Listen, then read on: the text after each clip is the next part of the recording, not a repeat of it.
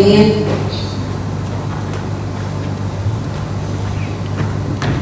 Kita akan melihat kisah para rasul pasal pertama. Bisa dibacakan pada peringatan kenaikan Yesus Kristus. Kita akan lihat kembali ayat-ayat ini di dalam kisah Rasul pertama ayat 6 sampai 11. Kita akan baca bergantian. Saya akan baca yang genap, Ibu Bapak akan baca ayat 7. Saya baca yang 6. Maka bertanyalah mereka yang berkumpul di situ, Tuhan, maukah Engkau pada masa ini memulihkan kerajaan bagi Israel? Ayat 7.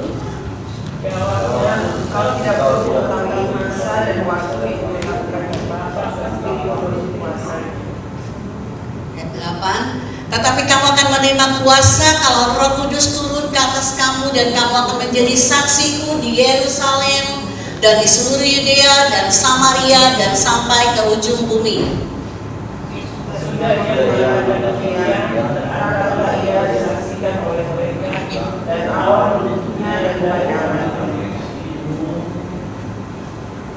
Ketika mereka sedang menatap ke langit, waktu ia naik itu, tiba-tiba berdirilah 2 orang berpakaian putih dekat mereka. Dan berkata kepada mereka, hai orang-orang Galilea, mengapa kamu berdiri melihat ke langit? Yesus ini yang berada di surga meninggalkan kamu, akan datang kembali dengan cara yang sama seperti kami melihat dia naik ke surga. Puji Tuhan. Ayat 11 tetap. Dan berkata kepada mereka, Yesus berkata kepada mereka, malaikat-malaikat itu berkata kepada mereka, hai orang-orang Galilea, mengapa kamu berdiri melihat ke langit? Yesus ini yang terangkat ke surga meninggalkan kamu akan datang kembali dengan cara yang sama seperti kamu melihat dia naik ke surga. Puji Tuhan. Posisi Yesus ketika dia terangkat ke surga itu ada di atas bukit, ya. Bukitnya itu namanya Bukit Zaitun. Dan di atas bukit itu Yesus berkata-kata kepada murid-muridnya tentang apa yang akan terjadi di akhir zaman nanti, di zaman kita sekarang. Di atas bukit itu. Dan di atas bukit itu Yesus menangisi bait yang telah runtuh. Yang pertama, ayat yang ke-6. Maka bertanyalah murid-murid yang berkumpul di situ, Tuhan, maukah Engkau pada masa ini memulihkan kerajaan bagi Israel? Mereka lagi berdiri di tempat itu dan mereka melihat ke Yerusalem. Bukan cuma tembok yang roboh, tapi ada satu tempat di mana umat semua beribadah di situ, bait suci Allah. Dan ternyata tempat itu namanya Bukit Moria. Kalau kita narik lagi ke belakang, di bukit itu adalah tempat di mana Abraham membawa anak satu-satunya Ishak taat kepada Tuhan. Tuhan bilang, bawa anakmu, persembahkan bagiku. Di Bukit Moria itulah Abraham mendirikan mezbah dan bawa anaknya Ishak dipersembahkan bagi Tuhan di bukit itu, Bukit Moria. Tapi Bukit Zaitun lebih tinggi dari Bukit Moria. Di situ ada mezbah di mana Abraham mempersembahkan Ishak. Tapi akhirnya diganti, ya. Ishak tidak jadi dipersembahkan. Itu ada mezbah.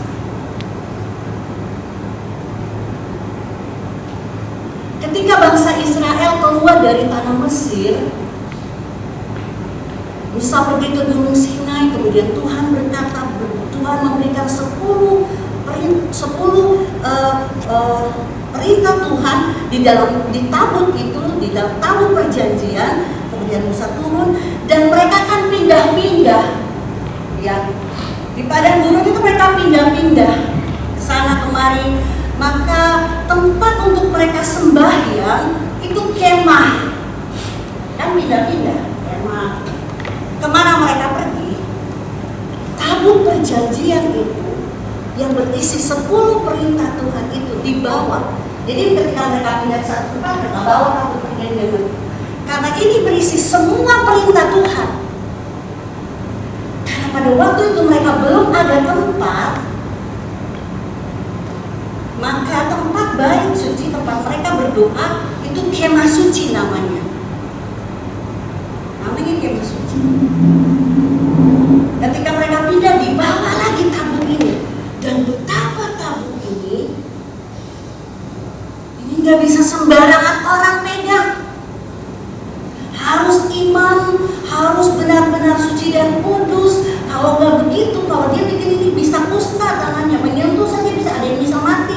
Betapa ini sakral tabut perjanjian ini. Jadi kemana saja mereka pindah, pergi, mereka bawa tabut ini. Itu yang duluan diselamatkan. Itu yang buat digotong ke sana kemari.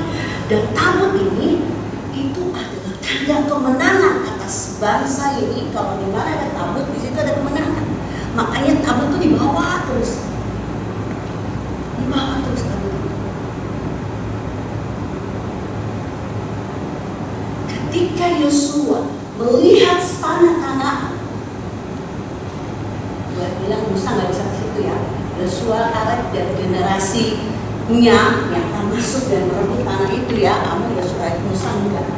Yosua tanah itu dibawa pada rebut tanah-tanah. Memang Israel nggak punya tempat. Direbutlah tanah-tanah sampai keturunan-keturunan. Dan akhirnya Saul ditolak jadi raja. Kemudian Daud kemudian membeli sebidang tanah. Allah berkata, kamu harus mendirikan baitku, Daud. Tetapi bukan kamu, karena tanganmu penuh dengan darah. Artinya Daud sering bertempur, berperang. Sementara yang akan mendirikan bait suci itu harus tangannya bersih dari pertempuran dan peperangan. Maka yang akan mendirikan itu adalah anakmu, Salomo. Dan bisa baca ayat referensinya nanti di dalam 2 Tawarik 3 ayat 1 sampai 2. Untuk Abraham menyerahkan Ishak di Gunung Moria, Kejadian 22 ayat 1 sampai 19. Jadi untuk saudara perhatikan di Gunung Moria, di mana Tuhan menampakkan diri kepada Daud ayahnya di tempat yang ditetapkan Daud, yaitu tempat pengiringan orang di situ. Jadi Daud beli sebidang tanah di situ, di Gunung Moria. Maka di tempat itu didirikanlah bait suci. Salomo yang mendirikan bait itu. Bayangkan dari Musa, umat Israel keluar dari tanah Mesir, mendapat 10 perintah Tuhan, ya, ada tabut Allah, tabut perjanjian di situ, dan karena masih pindah-pindah jadi kemah suci, akhirnya di zaman Daud membeli sebidang tanah dan Salomo lah yang mendirikan bait suci itu. Maka tabut perjanjian ditaruh di bait suci.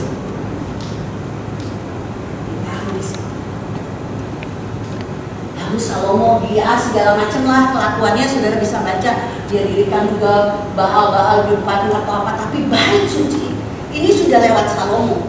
Masalah Salomo belok kiri belok kanan itu saya nggak tahu, itu urusan dia dengan Tuhan. Tetapi bait suci sudah dibangun oleh Salomo yang pada waktu itu dia adalah raja yang paling kaya di seluruh dunia, paling kaya.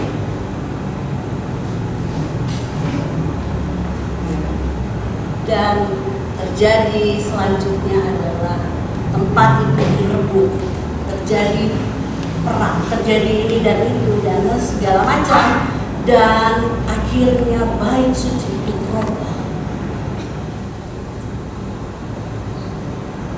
roboh, tinggal puing-puing. Di tempat di atas, di bukit mulai di atas dari bait suci yang sudah roboh, bukan cuma tembok yang roboh, tapi bait suci sudah. Pada waktu itu Yesus melihat ini akan roboh, ini akan hancur, dan Yesus menangis di atas.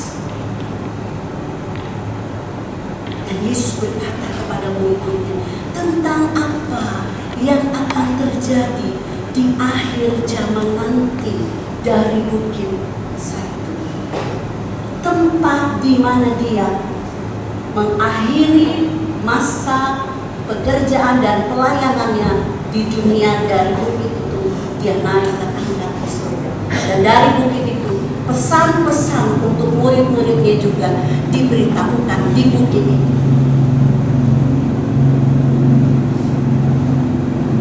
Beberapa waktu yang lalu bait suci itu sudah tidak ada, jadi puing, jadi tempat sampah dan lain sebagainya. Dan kalau saudara lihat, akhirnya didirikanlah sebuah masjid di situ, ya, dan namanya Masjid Al-Aqsa. Dan hari ini pertempuran terjadi. Tangisan Yesus di Bukit Zaitun hari ini belum titik, masih koma. Kita nggak tahu apa yang terjadi di waktu yang akan datang.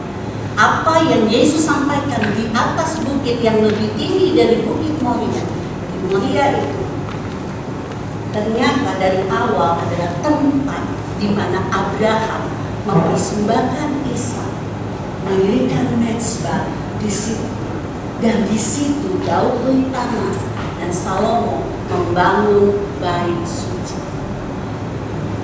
Dan sekarang yang terjadi itu, ini nggak jadi fokus kita. Sampai tadi malam saya pikir, kenapa saya orang yang bodoh? Kenapa? Apakah masalah tempat atau apa? Kalau kita belajar tentang nubuatan, nanti akhirnya tidak ada lagi yang akan membela Israel. Tinggal satu negara yang akan membela, itu Amerika. Kenapa Amerika? Karena semua orang, bukan semua, yang ada di Amerika kebanyakan Yahudi, dan mereka akan pulang. Karena orang asli Amerika bukan orang, tidak ada, sudah dipilih semua. Itu semua orang pintar, orang kaya yang ada di Amerika, semua itu. Mereka akan pulang, menggenapi semua yang telah dinubuatkan. Saya bilang sama saudara, sebenarnya bukan masalah tempat,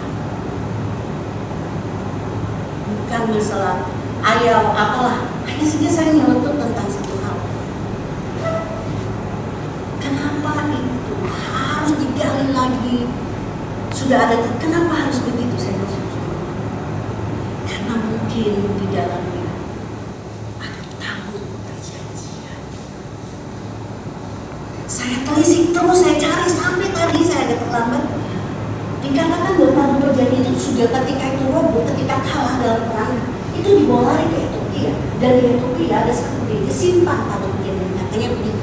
Tapi saya dapat satu situs di mana?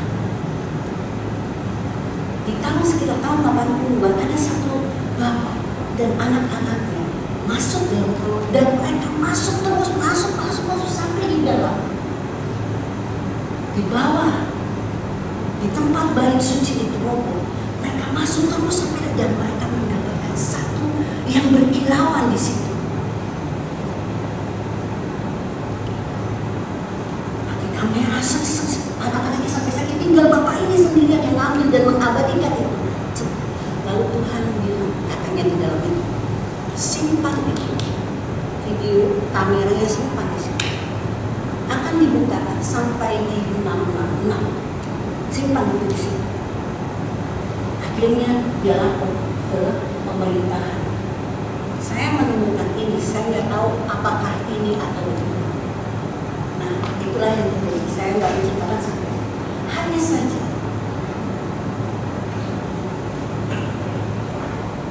di tempat di mana Yesus terangkat. Di ayat yang 11 dikatakan, malaikat bilang bahwa apa yang kamu lihat orang Galilea, Yesus yang terangkat akan kembali, dan kembali itu di tempat tempat yang sama. Di situ peristiwa-peristiwa yang terjadi, kadang-kadang kita bilang itu bukan fokus, kita tidak fokus ke sana. Kita fokus kepada apa yang Yesus mau untuk kita lakukan dan untuk kita kerjakan dalam kehidupan kita. Untuk kamu akan menerima kuasa kalau Roh Kudus turun atas kamu. Saya ulang lagi. Di atas bukit itu Yesus berdoa. Di atas bukit itu Yesus menangisi Yerusalem. Di atas bukit itu Yesus bilang sama murid-muridnya apa yang akan terjadi di waktu yang akan datang, di zaman yang akan datang. Kalau ini film-film, kenapa dorong-dorong yang akan melihat itu nanti? Orang semua. Peristiwa yang disampaikan oleh Yesus kepada murid-murid, kita semua yang melihat sekarang. Ini berkoma, nanti akan ada lagi. Itu Yesus sampaikan kepada murid-muridnya. Tentang akhir zaman. Di atas bukit itu. Dan di atas bukit itu ada tangisan karena dia tahu apa yang akan terjadi nantinya. Tetapi Yesus bilang kepada murid-muridnya,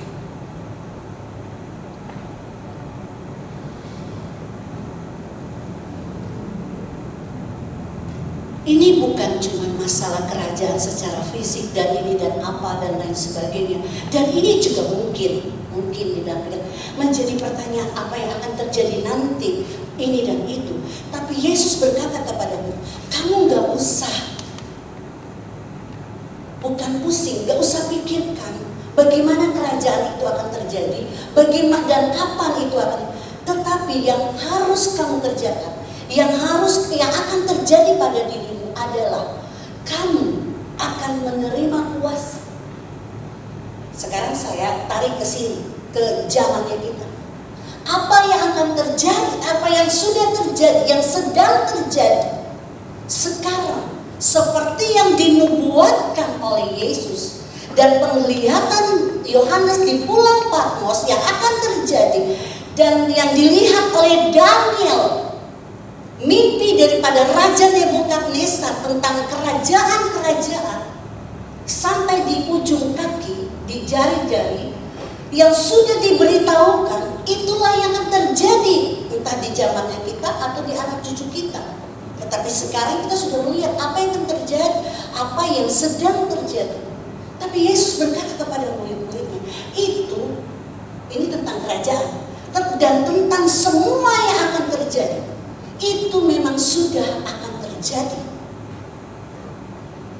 Tetapi kamu, entah kita ada di era itu, entah kita ada di zaman itu atau belum, atau sedang, tetapi kamu,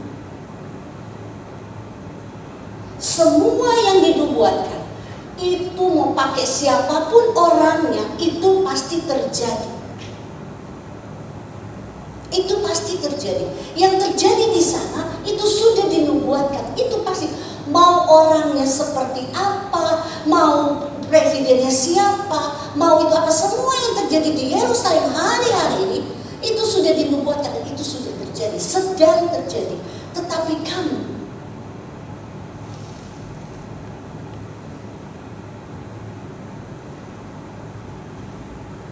kita memang perlu mengetahui sejarah dan kita perlu mengetahui apa yang akan terjadi waktu yang akan.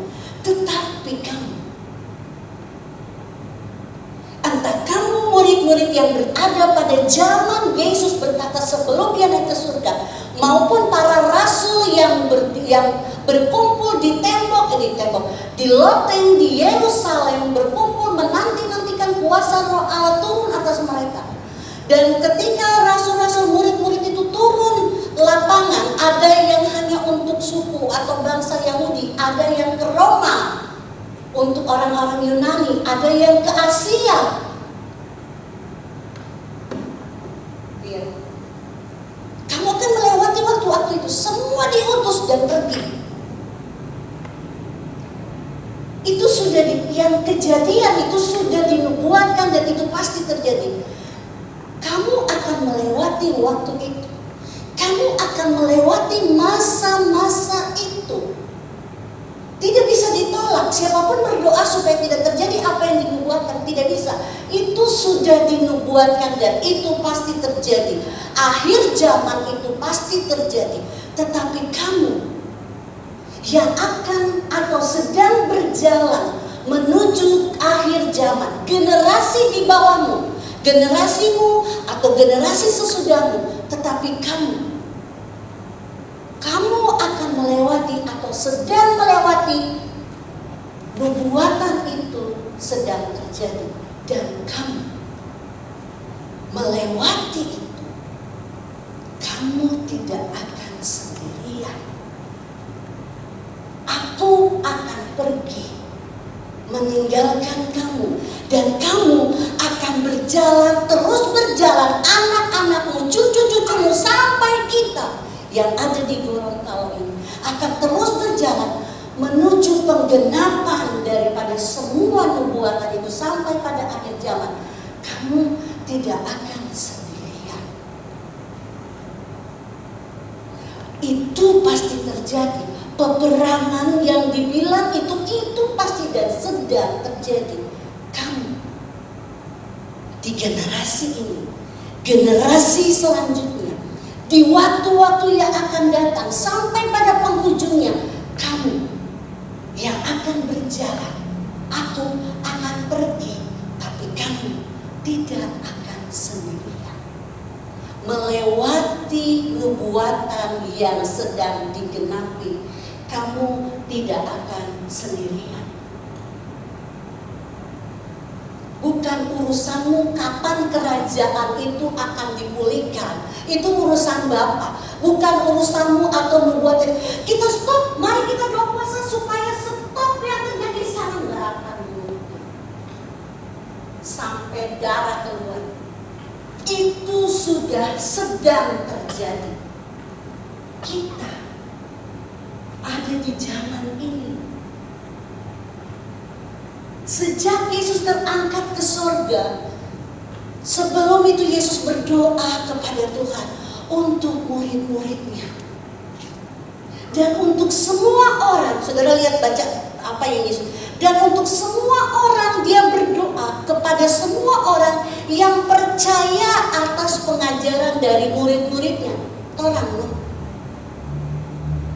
Aku berdoa untuk murid-murid. Aku juga berdoa bagi mereka yang percaya kepada, yang menerima pengajaran yang diberikan oleh murid-murid.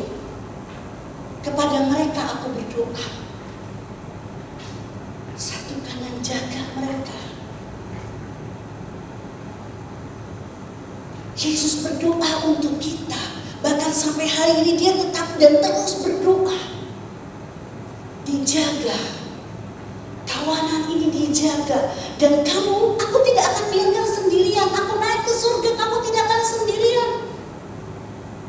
Untuk melewati, untuk menghadapi masa-masa yang penuh dengan ketakutan, mencapai nubuatan itu. Saya nggak ahli dalam kitab Wahyu. Apa yang terjadi saya nggak tahu. Mau tanya aja nggak? Saya nggak tahu. Saya bodoh untuk itu. Tetapi padaku ada kuasa. Padamu ada kuasa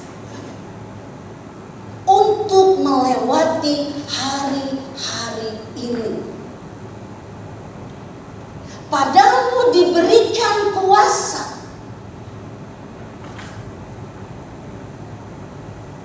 Kuasa ini bukan saja sekedar menjadi sebuah kesaksian, tetapi kuasa yang ada padamu, di mana aku tidak ada bersama-sama denganmu lagi, tetapi rohku kuberikan kepadamu. Kalau sifatnya roh itu, dia tidak dibatasi oleh ruang, tempat, waktu. Apa sih? Tidak dibatasi. Dia mau tembus ini pintu kaca. Ya. Tapi kalau Yesus hidup masih sebagai manusia, dia tidak tembus itu pintu kaca itu. Dia mesti membuka itu pintu baru dia mau lewat. Kalau Yesus masih hidup, Yesus ada di sini. Allah yang sama ada di sini dan di sana. Kalau Yesus masih hidup nggak, Yesus ada di sini, di sana nggak ada. Tetapi karena dia naik ke surga, dia meninggalkan rohnya. Maka semua yang beribadah semua berkata Allah yang sama. Yang ada di rumah ketika aku menyembah dia ada, dia juga ada di tempat ini, dia juga ada di sana. Itu roh. Tidak dibatasi oleh ruang, waktu, tempat, masa dan waktu. Itulah roh. Inilah yang Yesus berkata, maksudkan adalah kamu akan diberikan kuasa. Kuasa bukan saja sebagai saksiku, tetapi ketika roh Allah itu turun dalam hidupmu, kamu akan mampu melihat segala sesuatu. Kekuatan yang ada padamu bukan kamu lagi, tetapi rohku yang ada padamu. Ia akan melihat segala sesuatu, yang memberikan kepadamu hikmat, tidak menjadi orang yang bodoh. Dia akan mengingatkan kamu tentang ini yang akan kamu lakukan, ini yang gak boleh ini. Kalau kamu mau pakai, kalau enggak, dia gak akan berfungsi. Percaya gak saudara? Roh itu bukan, roh yang diberikan pada kita tuh bukan kita jadi robot. Kalau kita nggak mau pakai, nggak berfungsi. Kalau perlu kita kasih tinggal, udah. Memang begitu. Kalau saudara mau pakai, maka ada kekuatan di situ. Kalau saudara mau pakai, dia nggak maksa. Halus sekali. Kalau saudara mau pakai kekuatan itu, sudah pakai. Ada anak-anakmu, mereka akan melewati masa-masa di mana saudara akan melihat ada orang sakit, di mana saudara akan melihat ada orang kerasukan, di mana saudara akan melihat orang sesat jalannya, di mana saudara akan melihat peperangan, di mana saudara semua ketakutan, saudara akan melihat di masa kita, di generasi kita. Dan Yesus berkata, padamu kuberikan kuasa. Kuasa itu akan menaklukkan musuh-musuhmu, musuh ketakutan. Musuh apa sih? Karena kita nggak lagi berperang nih di sini. Tetapi ada ketakutan, kekhawatiran, ngelihat perang lagi, yang semuanya kita jadi takut. Padamu ada kuasa untuk menaklukkan ketakutan. Padamu ada kuasa sekalipun kamu berjalan di atas api. Ini bukan api beneran, tetapi panas. Situasi yang panas, kamu tetap berjalan karena padamu ada kuasa. Kalau kamu mau pakai kuasa itu, kalau kamu mau pakai, kalau enggak nggak apa-apa. Saya bilang nggak apa-apa. Dia tidak akan berfungsi. Sekali ya, kalau pada kita sudah diberikan kuasa dan kita nggak pakai, dan kita pakai kekuatan kita sendiri, dan kita pakai pengetahuan kita, dan kita pakai semua yang kita tahu dengan sebagai manusia, kita pakai semua yang ada pada kita, yang pada waktunya nanti akan diambil pengetahuanmu, kekuatanmu, kecantikan, kekuatanmu, semuanya akan habis. Tetapi kuasa yang ada padamu, yang Yesus berikan kepadamu, kecuali kamu sendiri yang melepas kuasa itu. Tetapi kalau kamu menggunakan, memaksimalkan itu di dalam hidupmu, maka kamu akan berjalan sebagai seorang pemenang, melewati api. Api di dunia ini bukan kebakaran terus lewat, bukan begitu.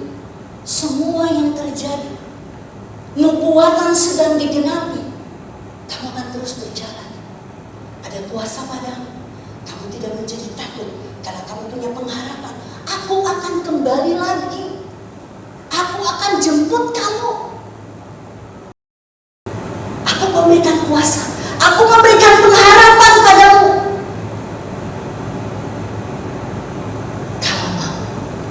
Itu catatan. Saudara mungkin, kok yang ini enggak, yang ini enggak? Iya, mereka ada yang mau, ada yang enggak. Yang mau akan tetap tegar, yang enggak mau, ya takutlah, ya segala macam. Karena roh Allah itu sifatnya lembut. Kuasa itu diberikan kepada murid-muridnya, kepada setiap orang yang percaya kepadanya dan menerimanya, menerima kuasa sebagai anak Allah. Kalau mau terima, kalau tidak mau nggak masalah. Kamu silakan jalan sendiri dengan kekuatanmu. Ini tidak paksaan.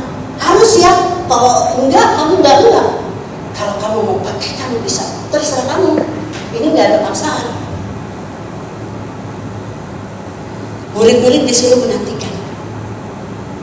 Yang percaya, ambil. Yang enggak percaya, ya terserah kamu. Ingat, Roh Allah itu tidak pernah dipaksakan. Pekerjaan daripadanya bukan pernah dipaksa. Yang mau tangkap, ambil kekuatan itu, sehingga kita tidak berjalan lagi dengan pemikiran-pemikiran. Oke, kita tetap bekerja, berpikir, tetapi ada di dalam kontrol, ada filter, ada yang ngasih tahu, ada yang membisikkan, ada yang ngingetin, ada yang memberikan kekuatan, ada yang memberikan penghiburan, ada yang menasihati. Dia akan menjadi penolong bagimu ketika tidak ada orang lagi, ketika mama papa nggak ada, ketika istri nggak ada, suami nggak ada, semuanya tinggal kita sendirian. Saya bilang ke suami saya, kita lahir sendirian. Sekalipun kembar nggak ada yang grup satu kali dua keluar, tetap ada satu dulu yang keluar baru yang satu lagi. Demikian pula dengan kematian. Ketika kita berjalan menuju kematian sendirian, nggak ada yang mau diajak dan nggak ada yang mau hitung, kecuali peristiwa yang ya silakan sama-sama terus itu di luar dari itu ya, atau pesawat terus matinya sama satu keluarga pas ada di pesawat sama-sama, itu di luar dari itu. Tapi kematian itu sendiri. Saya mengasihi suami saya sudah mau mati. Ayo kamu Ferdi, apakah kamu masih? Iya, saya mengasihimu. Oke, saya sudah mau mati, ayo ikutlah bersama aku. Enggak itu waktu dulu. Oh begitu Ferdi. Kalau misalnya waktunya saya waktu itu sampai mati, nggak ada lah. Belum waktunya, dia berarti pemilih, salah lah dia. Kecuali waktunya sampai sama-sama, itu kehendak dari kedaulatan dia. Tapi nggak ada yang begitu. Saya cerita waktu kemarin, nangis misalnya, oh kenapa kamu kasih tinggal sama saya? Tiba-tiba yang mati itu buka mata, mari jadang baku iko. Mau? Nggak mau lah, nggak mau. Sendiri menghadapi itu sendiri. Jadi saya kasih happy sekali memang masih ada belajar untuk menghadapi segala sesuatu itu sendiri. Hadapi untuk bisa menjadi seorang atau pribadi yang tangguh dan kuat. Belajar untuk menghadapi sesuatu itu sendiri. Karena nanti kamu menikah, kamu menjadi kepala keluarga, menjadi istri, itu nggak ada lagi orang tua, kamu kan sendiri. Ketika orang tua nggak ada, kamu sendiri berjalan menuju kematian itu sendiri. Keselamatan itu tanggung jawab sendiri. Kita tuh cuma memberikan arahan, mau jalan, ayo, nggak mau, ya terserah kamu, gitu. Nah, pada kita, pada murid-murid diberikan kuasa. Karena ketika murid-murid akan berjalan keluar dari Yerusalem, Yudea sampai Samaria dan seluruh ujung bumi, kamu akan memberitakan kabar baik. Dan ingat, di situ bukan saja kamu disambut dengan roti, dengan daging, dengan kamar yang lux di hotel. Kamu sampai di satu, kamu akan disambut dengan meriah, gegap gempita pakai karpet merah. Gak begitu. Enak kalau mau Tuhan sekarang. Ini di mana? Oh, di hotel ini. Kalau dulu memberitakan Injil ini rasu-rasu. Sampai Paulus dianiaya. Bukan karpet merah, yang ada pedang, penjara, dilempar batu, dirajam. Itu yang terjadi. Maka Yesus berkata, aku memberikan kamu kuasa, sehingga ketika kamu dirajam karena namaku, kamu gak rasa lagi itu, kamu hanya menyanyi memuliakan aku. Itu kuasa itu bukan hanya menyembuhkan saja, bukan saja mengusir setan, tetapi ketika kamu dirajam, ketika kamu dihina, kamu pokoknya dikata-katain atau apapun yang akan datang kepada kamu, kamu akan mampu berkata, Tuhan baik, Tuhan luar biasa. Kamu tidak membalas kejahatan, tapi kamu memuji aku. Itu yang terjadi pada Paulus, itu yang terjadi pada rasul-rasulnya. Karena apa? Karena kuasa itu sudah ada pada mereka. Mereka mengambil itu, mereka menangkap kesempatan itu, mereka menangkap pesan, mereka menangkap kuasa itu. Bukan saja mereka bagikan kepada orang lain, di mana ambil dia punya lensa sapu tangan, orang itu sembuh dengan perkataan sembuh itu buat orang lain, tapi untuk dirinya ketika dia dirajam, ketika dia dianiaya, dia tidak merasakannya lagi karena cintanya yang besar kepada Allah dan karena ada kuasa yang menutupi seluruh hidupnya, dirinya, bukan kekuatannya lagi. Sekarang kita bukan lagi seperti zamannya rasul-rasul. Sekarang kita bukan lagi yang harus, ada juga hamba Tuhan yang harus jalan kemana-mana memberitakan kabar baik. Sekarang kita ada di rumah. Sekarang kita ada di jalan yang baik. Sekarang kita nggak seperti yang mereka alami, tetapi yang mereka tidak alami kita alami sekarang. Apa? Perjalanan menuju penggenapan nubuatan.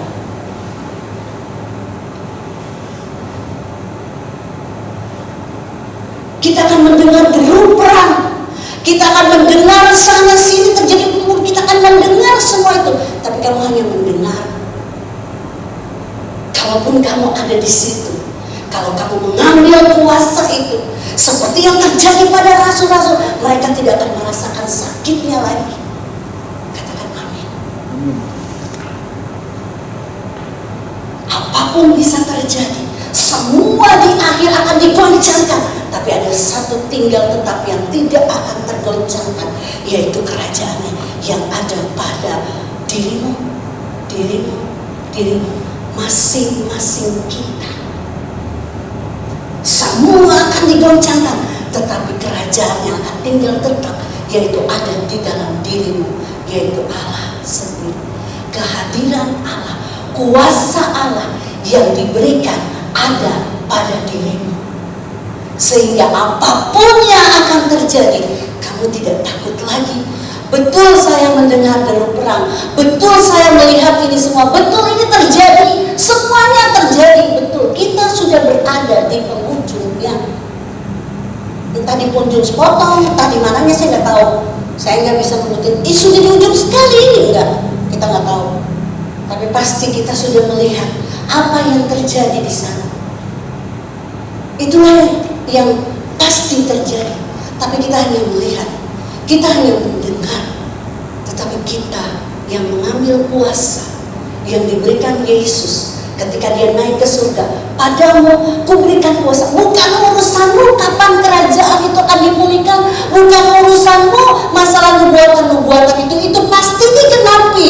Bukan urusanmu apa yang terjadi ini semua peperangan kita langsung ngurus gitu. Habis itu kita datang ke sana gitu, baru habis itu kita ngikut-ngikut gitu di situ. Bukan urusanmu.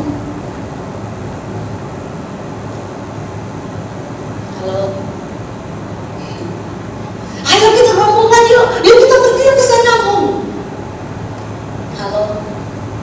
Ayo kita butuh semua pasukan yuk kita jadi pasukan relawan yuk kita di sana yuk kita pergi yuk. Kita ada di sini. Kita punya urusan sendiri. Halo. Ada keluarga, ada pekerjaan, ada semua yang akan kita kerjakan. Itu pasti terjadi. Saudara aminkan atau tidak? Tidak, itu pasti dan sedang terjadi. Urusan kita. Kita akan terus memberitakan kabar baik bagi orang yang ada di sekitar kita. Kita dalam keadaan yang aman. Yang aman ini pergi ke sana.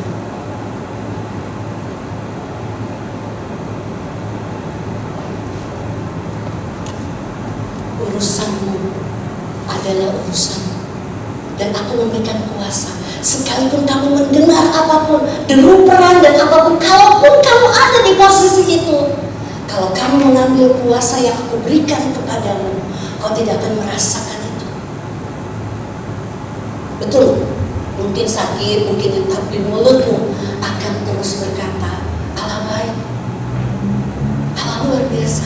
Di tengah aniaya sekalipun, kita bersyukur kita nggak ada di tengah aniaya, jadi makanya jangan bawa diri ke aniaya. Kalau kita nggak perlu banget, nggak perlu. Kita ada di sini, kita dalam keadaan yang begitu baik, jaga hidup. Terus naikkan pujian kepada Tuhan. Terus menjaga kehidupan, ambil kuasa itu, pelihara, jaga kuasa itu yang diberikan kepadamu, sehingga engkau menjadi kuat. Bukan kamu lagi yang kuat, Bukan dengan kekuatanmu sendiri kamu berkata, aku kuat, aku hebat. Enggak. Roh Tuhan ada padaku. Aku menjadi kuat karena Dia. Aku bisa mengatasi segala sesuatu, aku tidak takut lagi. Bukan aku, kalau aku pasti takut. Tapi karena ada Roh Allah padaku, Dia yang mengingatkan aku gak perlu takut. Dia akan mengingatkan ketika aku gelisah, gak usah gelisah. Dia akan mengingatkan aku apa keputusan-keputusan, apa yang harus diambil, apa yang Dia akan kasih tahu. Betapa luar biasanya kuasa yang diberikan kepada kita.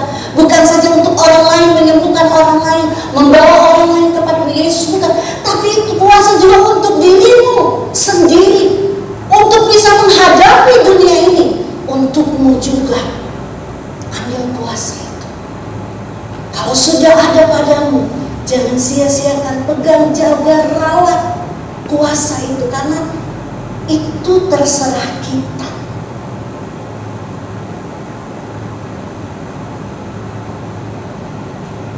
Dia bisa kita taruh di belakang, kayak saya bilang, dia bisa kita kayak naik Vespa, taruh depan, udah taruh di depan aja ya, kita masukin.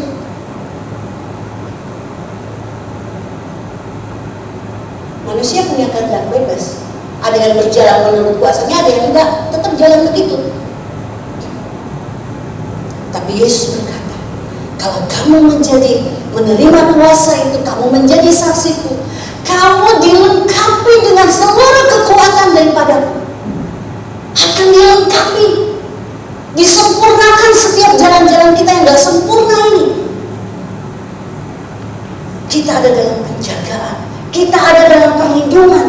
Kalau kuasa itu ada pada kita, kita ambil dan kita gunakan, kita jaga dan kita rawat. Yesus yang sama, yang memberikan kuasa kepada murid-muridnya untuk bisa mereka pergi keluar menjadi saksi dan juga berguna untuk diri mereka sendiri. Yesus yang sama itu naik ke surga, tidak meninggalkan mereka sendiri, tapi Roh-Nya ditinggalkan. Bukan saja buat para rasul atau murid-muridnya, sampai hari ini pada kita semua. Kita akan terus terjaga dan terpelihara sampai Dia yang naik itu akan turun dengan cara yang sama, di tempat yang sama, di Bukit Zaitun. Kita yang duluan dipanggil, kita akan dibangkitkan. Yang nanti mungkin kena pada itunya, kita akan naik bersama-sama. Dan bagaimana caranya? Sampai Dia datang, kita terjaga dan terpelihara karena ada kuasa pada kita yang kita ambil dan kita gunakan dan menjaga. Amin. Tundukkan kepala. Padamu ada kuasa yang tidak dapat diambil oleh apapun, tetapi itu bisa jadi tidak berfungsi atas kendali dirimu sendiri.